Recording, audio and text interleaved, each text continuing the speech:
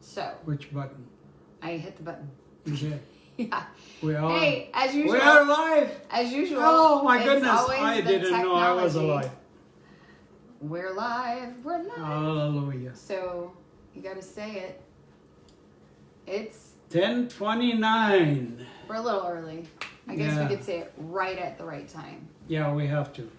We can't say it 1 minute earlier. My dad always taught me to be on time. If you are not 15 minutes early, you are late. Mom's grabbing some. You would be nice Water. to I warn the think my mom, dad too. was more German than the Germans. And we're live. Do. Okay. So It is. it is Good morning, friends. It is coffee time. coffee time. It's Yes. coffee time. I'm So, telling you, my head is spinning. Farah has got my head spinning. It's already. always it's Tuesday. Tuesday is head spinning day. It's amazing what she's got cooked up. Okay, so if you're out there watching, give us a wave and tell us where you're at, where you're tuning in from. We got a lot of announcements, but we're gonna dive into some interesting stuff. But first, let's do news. First thing we want to share about the excitement of the summit that's taking place in the Negev area. Yes, That This kind of is covers- that is really incredible. I'm excited about that, to see that taking place. But on the other hand, I also say, don't get your walls down, Israel. Don't take the walls down. Don't take the walls down, Israel. Keep your walls up Yeah, until it is for sure. yeah. It's interesting because this whole summit that's going on. Again, you know me, I'm always suspicious of the UAE. They're just in the middle of everything, and Well, it's just you know. they're kind of like China right now. But I honestly do feel like, I mean, I'm gonna go out on a limb here and say, I honestly get this feel that the intentions of the UAE is good. Like they are literally going. They're trying okay, to take part in the world and what's going on in the world. Right. They are trying to take leadership, especially that the leadership of the United States has gone down Right. so much.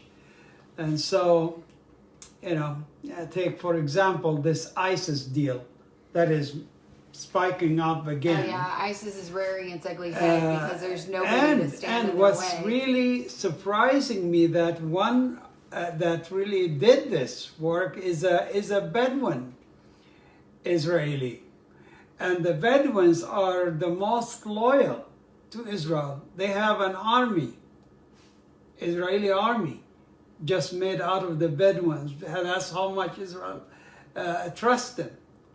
And this young man is being used out of the Bedouin tribes to do this last terrorist act that took place.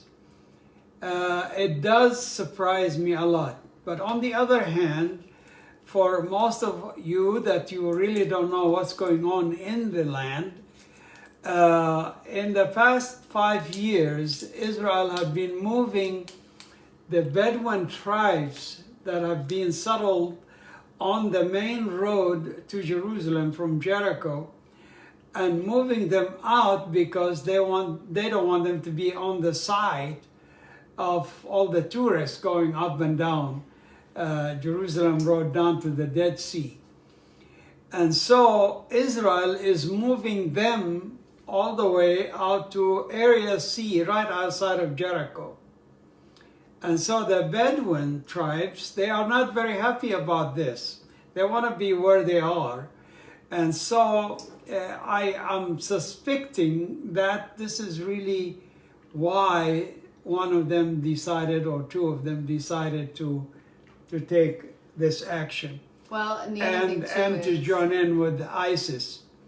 the ISIS that Egypt has been dealing with, like the rise of more of the ISIS training camps out in Yeah, Sinai. yeah. And so, which is just south of Israel. And that is Bedouins that are sneaking in and out of there. Yeah, and so And that makes me think their of that. biggest armed trades from ISIS to the Bedouins and the drugs that they take, the transport.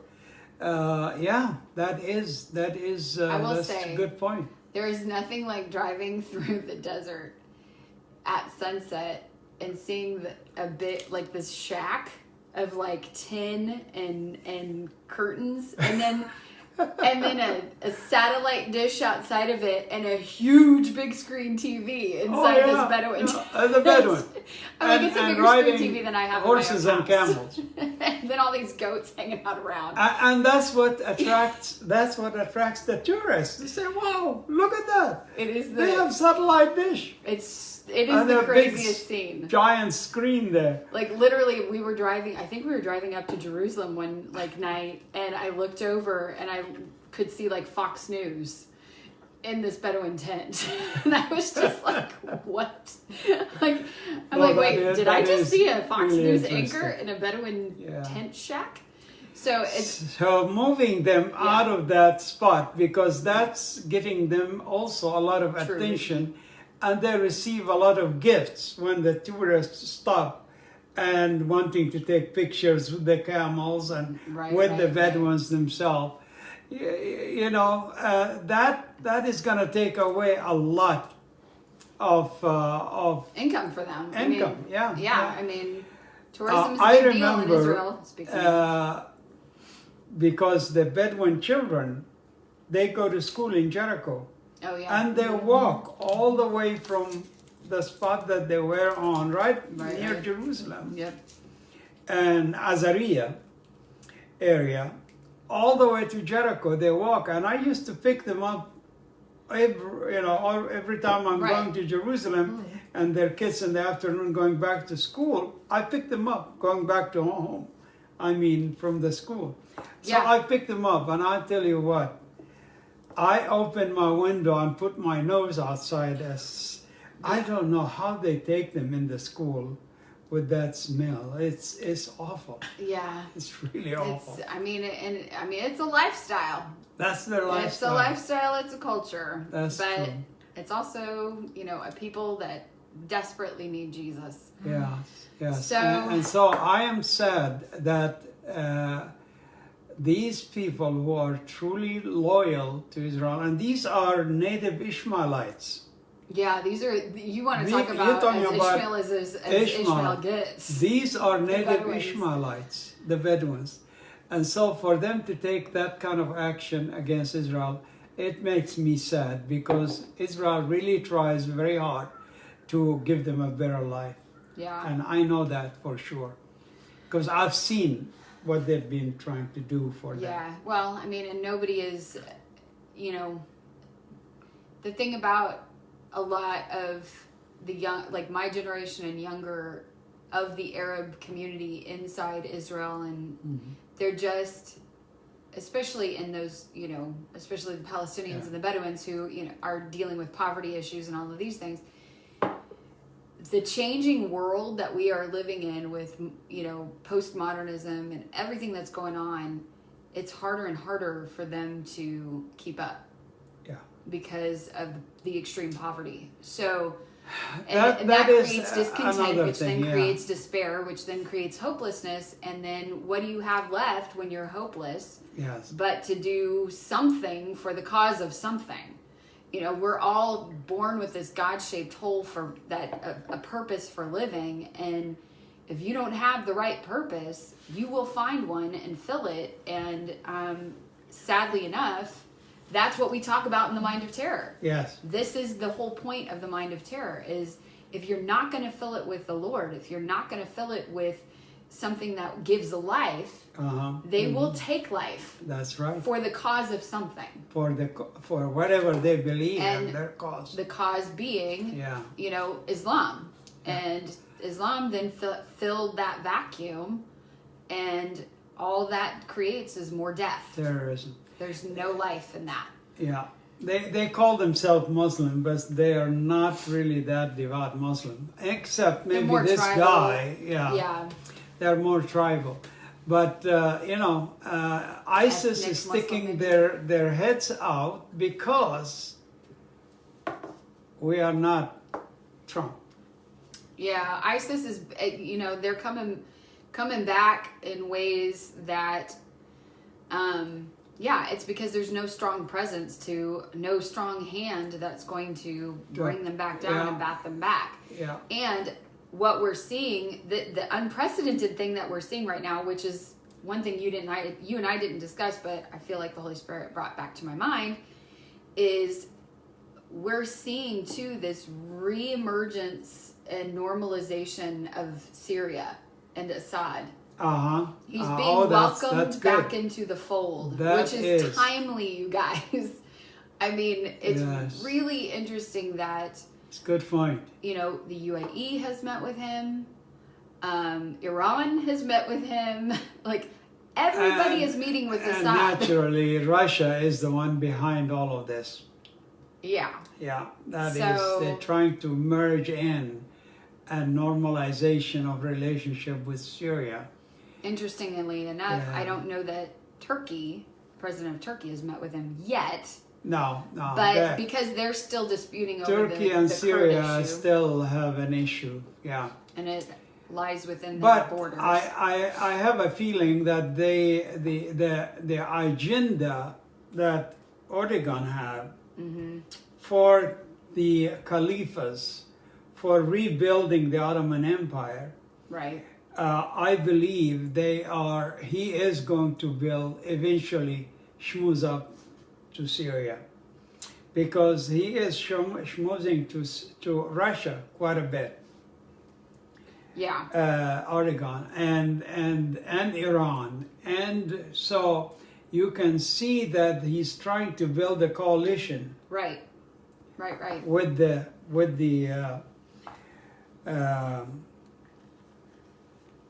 Gog and Magog. Gog and Magog, yeah. Yes, exactly. That's what I'm trying to get back up to my Because head. we're always circling back around to the issue at hand, and the issue at hand is the movement of the chess pieces. If you're just catching on with us, which I am super excited to see all of our wonderful week after weekers who are joining us, Ricky and Diana and Bill and Pam. Oh, Bill is up Peggy. there. Bill, look, you see, I cleaned up. I actually thought it was nicely distinguished, but well, I didn't want Bill to be Lillian is here too. to be disappointed, Yeah, and so, it was getting itchy. I didn't like it. yeah. I had to clean it up. So here's one thing I'll ask of you guys is to either share now or share the recording of this, because if you didn't see my post from last week, Facebook has pulled a fast one again. Yeah. And they have taken away your ability to target audiences based on specific interest. And I used that as a way to make sure that we were staying within parameters where we weren't super exposing ourselves to adverse reaction, only because, a lot of what we're talking about is really... We're targeting people of God, right. basically. Yeah, the people and of so God. we're not interested in getting in arguments with the Muslim world. Let's put it that way. No, we're not. And so they have taken away my ability to target to a specific audience. And so we are not going to boost posts the way they want us to.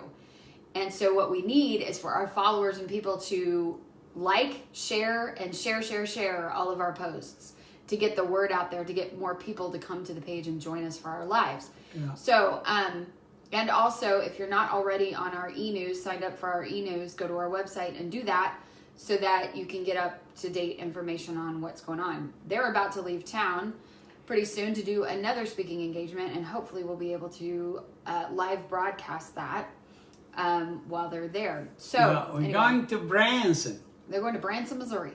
Branson, Missouri. Really beautiful town, actually. So I wanted to say to Ricky, yes, thanks to technology, we will be able to see the two witnesses. That's good.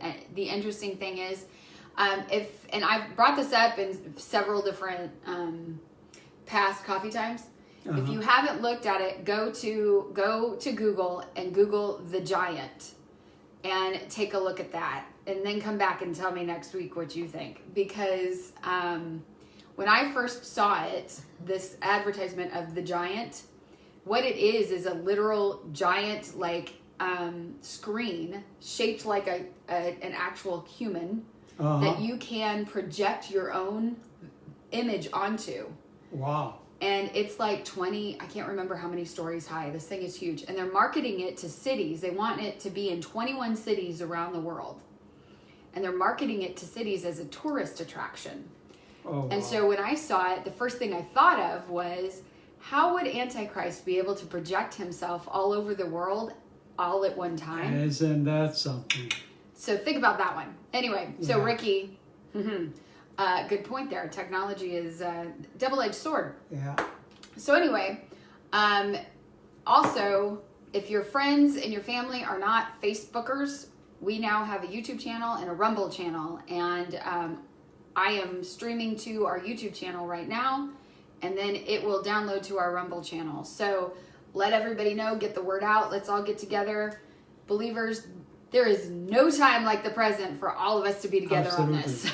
So We don't know how long we're going to be on Facebook, so we're creating ways that we can still be out there for you.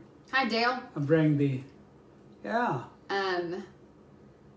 Also, okay, Diana, Mr. Putin learned an important lesson in the Contra affair. If you cannot force the rebels to surrender, employ them.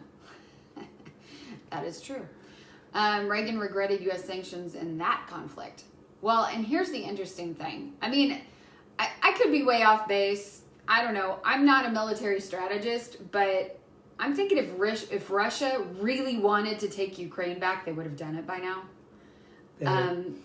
But I don't know, because that could totally, spark a huge world war, and Yes. everybody's trying to stay away from that, maybe. But he is crazy enough to bring us into our third world war. I just feel like we would have been there by now if that were the end game. I feel like this isn't really about the country of Ukraine. This has a lot to do with all the dealings that is behind inside the scenes, Ukraine. that are yeah, inside behind the Ukraine. scenes. There's a lot of things going on behind the scenes. and not staying neutral. But Yeah. regardless, this is a really, really unfortunate situation for a lot of innocent people. So as I have said every time, we need to be in prayer for the church inside Ukraine. And also for all of these refugees, which brings me to a article in the Wall Street Journal, which was interesting. They were making the observation that the 18,000 Ukrainian refugees that they are bringing into Israel, Yeah. 2/3 of those refugees are not Jewish. And so the Knesset has been they've been talking about the fact, and the foreign minister has been talking about the fact that this number, bringing in this number of non-Jewish people, will upset the balance of the Jewish majority in the country. Which, while I was reading, again echoed in my mind where I talked about last week about being a nation without walls. They're letting their guard down. They're letting their It's guards like, down. That's I what feel my like- concern is. Are we dealing with a Trojan horse issue? Yeah. Is this the Trojan horse where, they snuck inside, said, here's a gift, and they were inside the horse Yeah. and got in through the walls? It's just something to really think about. Also, And who are the Ukrainians? well, We've got to get back to the roots. I know Dad is really excited. I am because so excited. We've been talking about this book today. If you haven't looked for it, you This should. is incredible. It's called After the Flood It's going by Bill back Cooper. to Japheth, Ham, and Shem, Yeah, and there's and really who they are. a lot of good information. And I was always interested or curious, why are the Muslims in those 10 nations are spread out there? How did they get there? You know, we know that the Islamic invasion and the Ottoman Empire and all of this that took place, but originally they were there. Yeah. That you know, looking at the history of where the Ishmaelites have gone, Right. you know, they were not just in that area there in the Middle East or in the Iraq area and Israel area. They are all over. They have gone because they were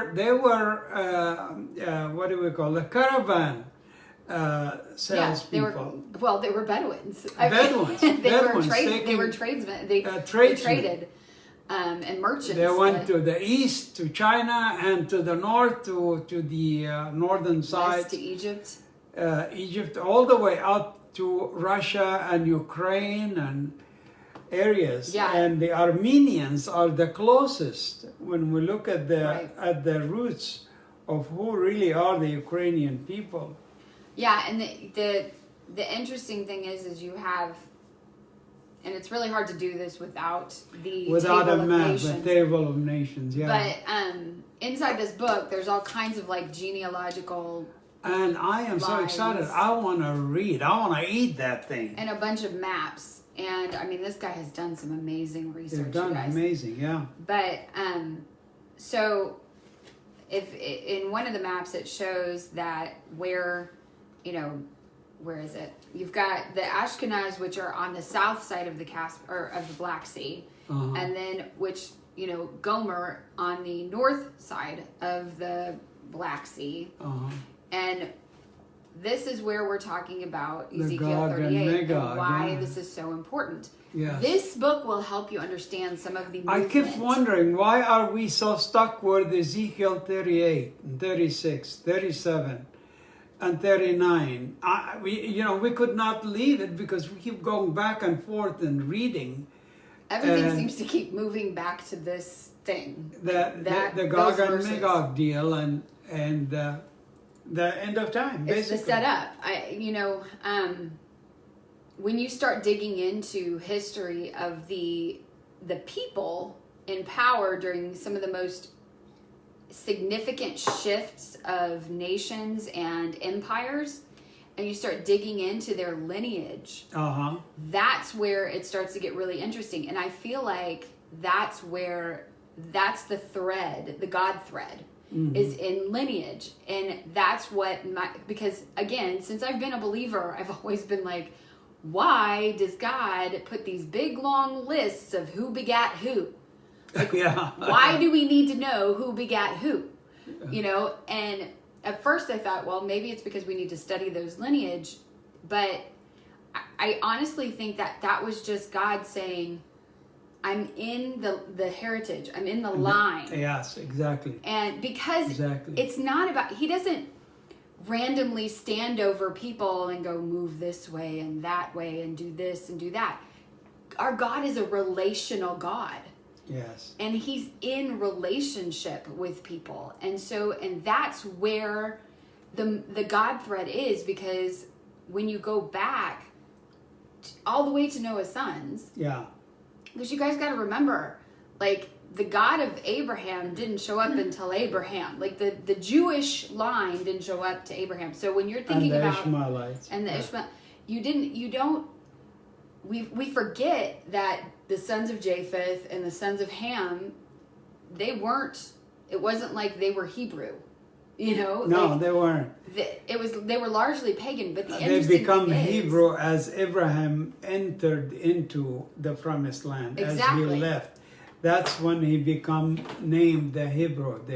Right. In the Aramaic or in the Arabic, Al-Abir. Al-Abir means the one crossing. Oh, okay, And that's what Hebrew comes from. learning things today. That's Arabic and Hebrew is about the same, or very close. But that's where the name Hebrew came from. Right. Al-Abir, Al-Abirin, Ibraniyin. And he goes, Yeah, all the these words. are Hebrews. So, and that's the point, is what we're trying to get you to think outside the box. we have been conditioned to just start at Abraham and go from there.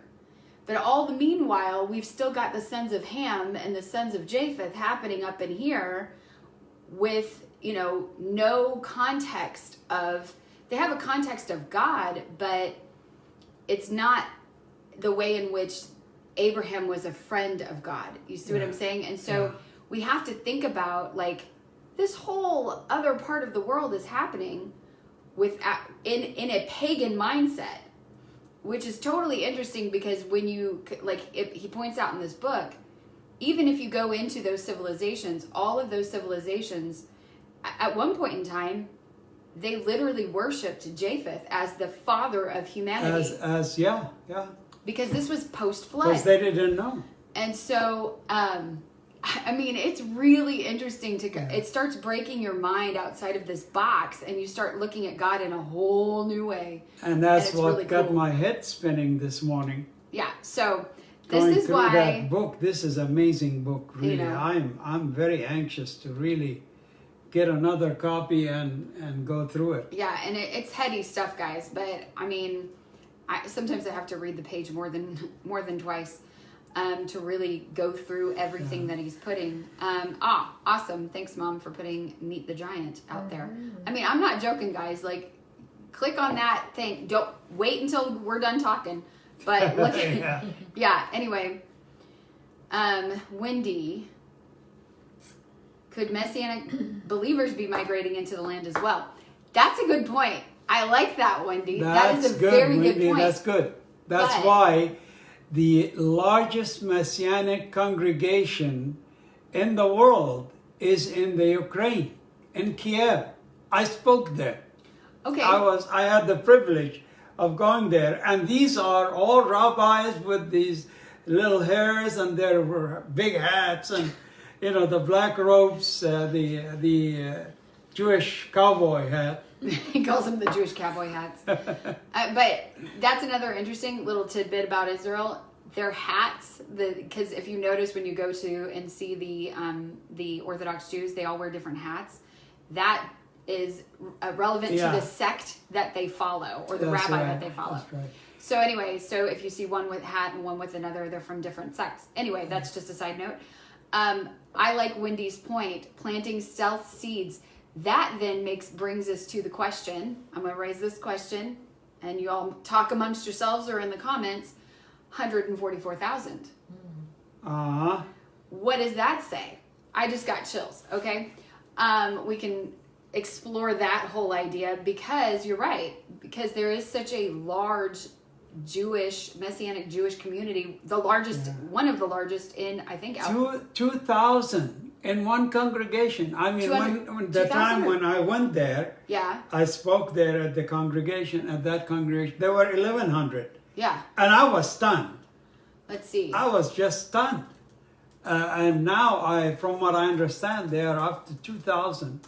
And they split into other congregations too. But it was the largest, and still is the largest, actual Jewish Messianic. There are many Messianic congregations where they have many of us Gentiles, wannabe Jews, and join in the Messianic congregation. Nothing wrong with that, of course. But this particular congregation was 90% totally Jews, and many of them rabbis that have come to Jesus. Yeah. So, Boris is the rabbi there. He still is there. Yeah.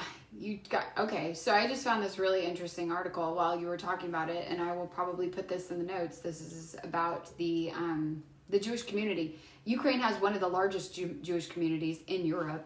They estimate anywhere from 200,000 to 400,000 in Ukraine that are ethnically not all Jewish. Messianics, just and not Jewish. Messianic, not all Messianics, but I don't even know if but yes, 2,000 congregants in the Messianic synagogue that's in Kiev. So, and then there's one in Odessa that has over 400 attendees. So, good point, Wendy. Thank you for bringing that up. because that is not something to, sneeze at. That's a exactly. significant idea that a good majority of these could be Messianic Jews that are coming, because they would still qualify to come to Israel and even settle and stay because of their Jewish lineage. Yeah. I think they're a little The kind Orthodox of, Jews are about- going to fight it, but Yeah, they'll the fight it. Reformed Jews are going to allow it. Yeah, so that's another, again, interesting thing about Israel is that if you have a connection to the Messianic community, they can reject your request for citizenship to Yeah. Israel. Yeah. So And there's they've that. tried. They've tried. We've actually known people. Yeah. So you're right. The Lord is on the move. So we're It's exciting time, y'all. It's exciting time we're living today. The more Farah dig up all of these we dig and we dig things, and we and find. we dig and we continue to dig. I mean, it's really exciting. I'm excited about the genealogy and the history of our human being and where we came from, all of us. Whether you're from Japheth or Ham or Shem. I didn't realize that Ham have really lived in most of that. The Canaanites, for example, they came from Ham. And eventually the Israelites took them over and took over that land, what we call the Holy Land today. But originally, they were descendants of Ham. Yeah, the descendants of Ham. And we've brought that up, which is interesting because God never places anything in the Word by, just Coincidence. by happenstance. Like I'm just gonna mention this. That's not what this is about. God is always have a showing plan. us who He is, and He will do what He says He's going to do. So when Noah cursed Canaan because of the whole situation of him being naked, and Canaan laughed, and so then Noah, he cursed Canaan and said that he would serve the sons of Shem. And he and his descendants would serve the sons of Shem. I just remembered something. So we talked Muhammad about it. Abbas. Yep, we talked about that. He was bragging that they are Canaanites. Yeah, you be careful what you brag about. So, Muhammad Abbas, You just you self-proclaimed just put prophecy. yourself under Israel because God have said in the curse of Noah, they become the servants to their brothers, the Shemites, Yep. the Semites. Yeah. So there you go. It was probably better if he had claimed he was an Ishmaelite, not Canaanite, but whatever.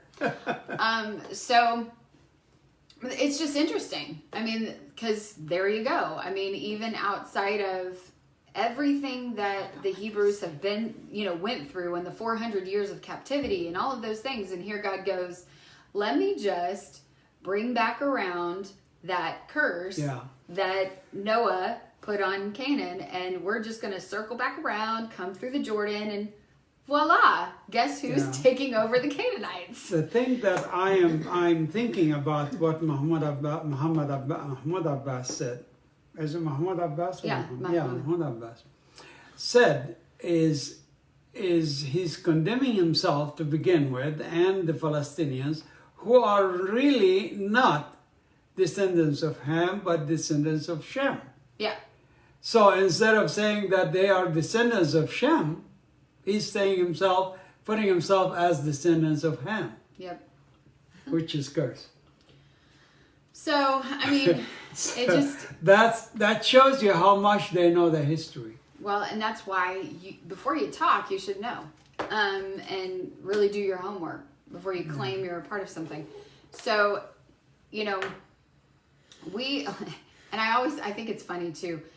Dad did Ancestry DNA, and you were like 100% from that area. Like Middle East. Never seen somebody's Ancestry DNA be like... 99.9% was from the Middle East. Yeah. I talked to an Israeli genealogy guy that does DNA deeper. And I was sharing with him about our history, and he said, you might want to do a deeper test. Let me do a deeper test DNA with you. I bet you're a Jew. I said, don't say that too loud.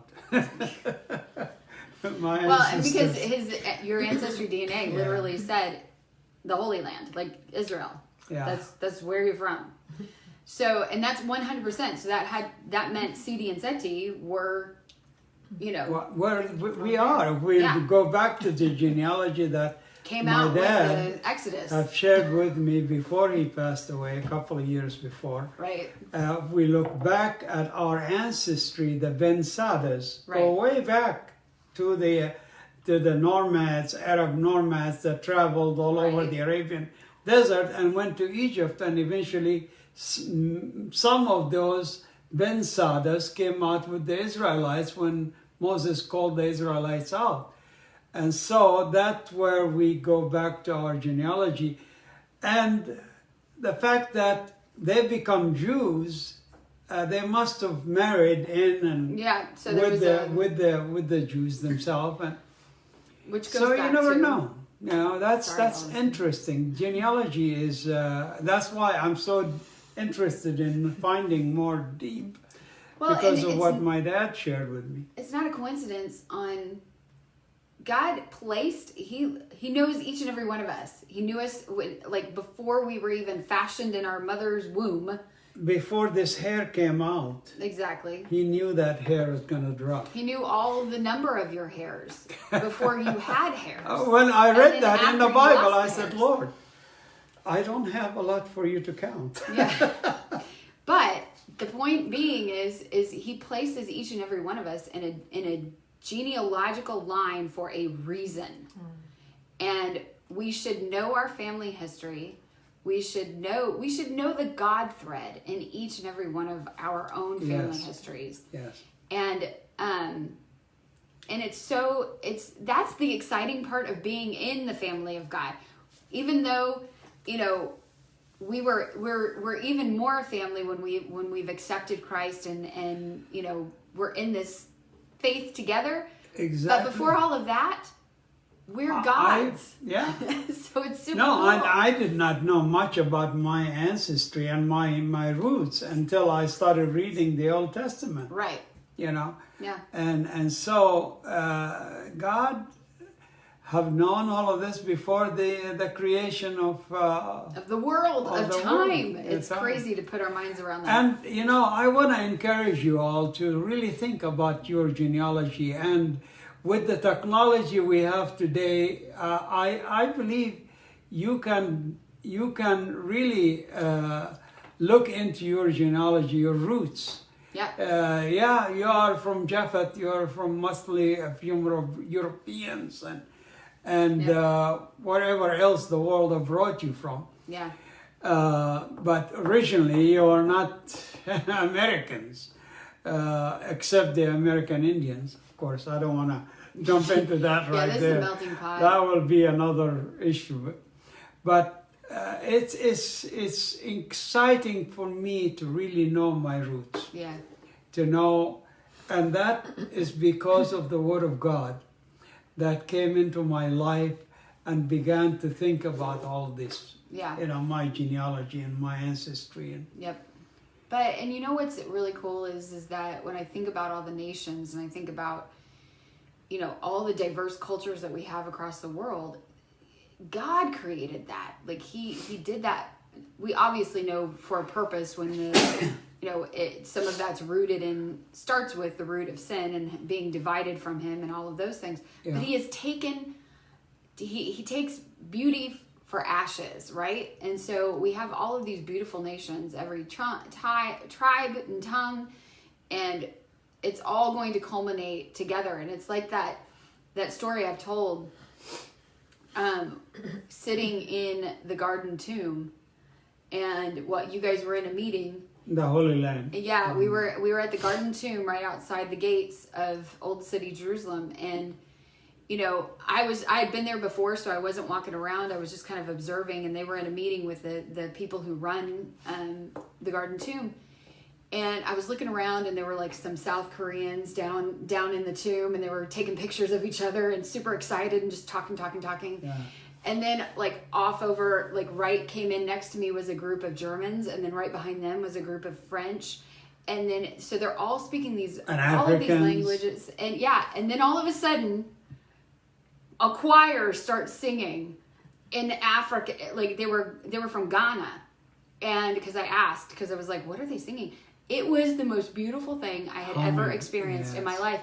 And I literally felt like the Holy Spirit was saying, this will be heaven, Farah.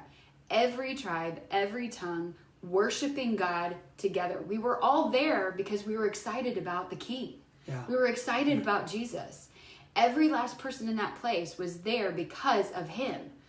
And it was so cool to see that happening all in one place in our native tongue. And so that's the excitement that I'm feeling right now, because it's coming. Speaking of that, It's coming. I want to take you all down to the Garden Tomb, to the Holy Land. I'm really excited, and I'll be with you on the trip to Israel, to the Holy Land. We are setting up in different dates of the year tours that will be coming. Part of what I'm going to be doing as I leave on the 5th of April to Amman, Jordan, and then to Israel, is to look at setting up tours for 2022 and 23 and the years after. So if any of you are interested in joining our tours, let us know. Send us a messages or notes, and we are putting informations together. We don't have all the information together yet. As soon as I get to the Holy Land and I work in Jerusalem with the tour company that I work with over there to set up dates, certain dates of the year for groups. And so, yeah, think about that. And if you are interested, let us know. Yeah, would love to take you with us. I'm going to be setting up kind of a makeshift sort of form on our website. So to just do a quick fill out so that it notifies him that you're interested, and notifies so that he can either reach out to you and start talking about dates and things like that. So, so if you know anybody who's interested, pastors who want to take a group to the Holy Land, if you are an individual and you're interested but don't want to go alone and want to get connected to a group that's going, that's something that we do as well. We have, this year we have 3 or 4, and next year I already have 6 tours set up. So get busy if you want to take part.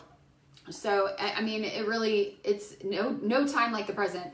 And let me just speak to this, because a good friend of mine was telling me about her family member who has this aversion to risk. I would feel much safer going to the Holy Land than walking down the streets of Chicago right now. Okay? That is a fact.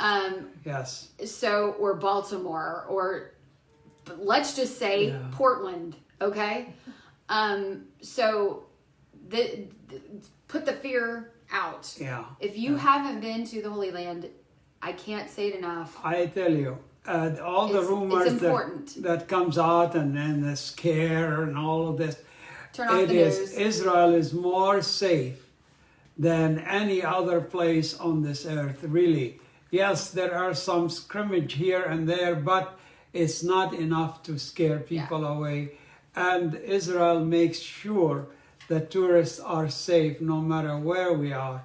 I know that because I've experienced that. So I want to encourage you not to be concerned about what others are saying. We have lived it. We have been there. We have taken groups, and we are taking more. And so I want to encourage you.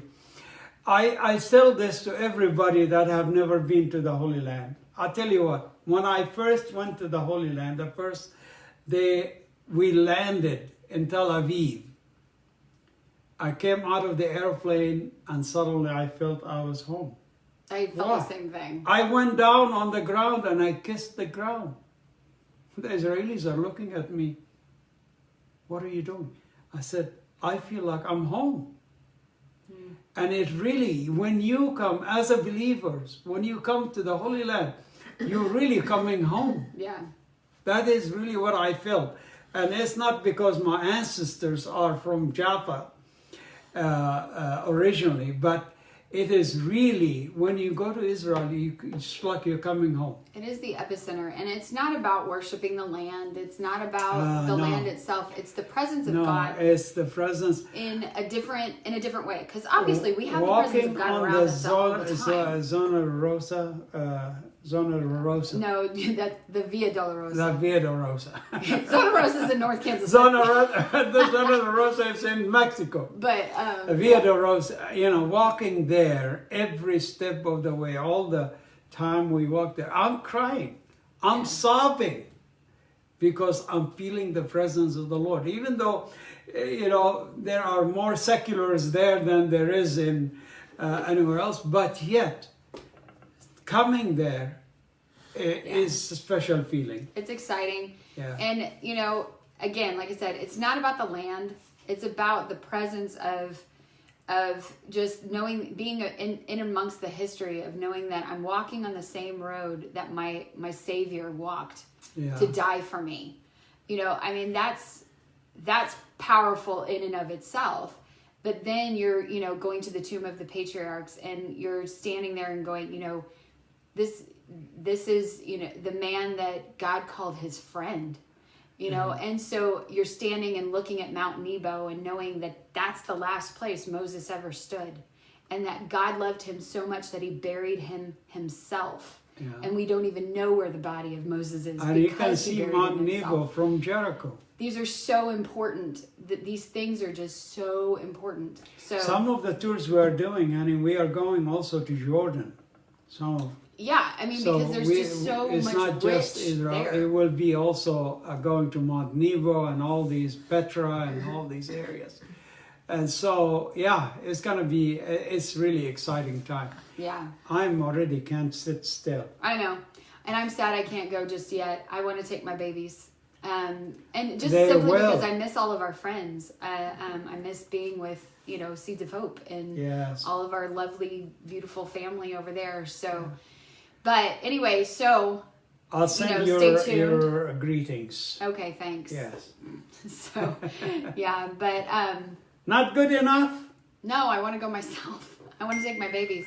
I would Um, love to take you and the babies. Yes, indeed. So, it is the end of our time. We've talked about a lot of And things. what a great coffee time it was. We're going to be God bless you, everybody. Yep, we're going to be doing some more podcasts. I want to do my last minute announcements. Again, if you don't have the app, download the app, share it. If you haven't signed up for eNews, do that. Stay connected with us because there's Can a you lot download going the on. app Dad's going to be on traveling. We're going Facebook? to try and keep things going up to date. So we so appreciate every last word of you. We pray for you. Thank you for all of our usual friends that show up. Peggy, Bill, Wendy, Dale, Ricky, Scott, the both Scotts. So anyway, so have a wonderful weekend or the rest of your weekend, and we'll see you next week. And as usual, trust God, love people, and seek truth. Amen. See you guys later. God bless everybody.